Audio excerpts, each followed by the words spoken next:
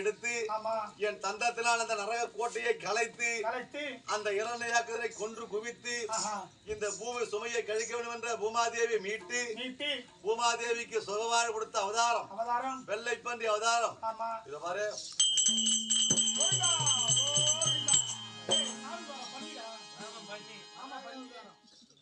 சாமி பண்ணிதான் வெள்ளை பன்றி அவதாரம் வராகமூர்த்தி அவதாரம்.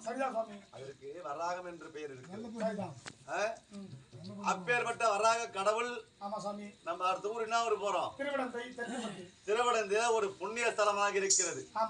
அந்த திருவடந்தையில வராக மூர்த்தி என்று நான் அங்கே அமர்ந்து நித்திய கல்யாண பெருமாள் என்று பேர வகித்து அங்கே மக்களுக்கெல்லாம் அருள்பாலித்து வருகிறேன். அந்த கஷேத்திரத்திற்கு திருமணமாகாதவர்கள் சென்றால் கண்டிப்பாக திருமணம் நடக்கும். புரியுதா? அப்பேற்பட்ட வராக மூர்த்தியாக அமர்ந்து வருகிறேன். மறுபடியும்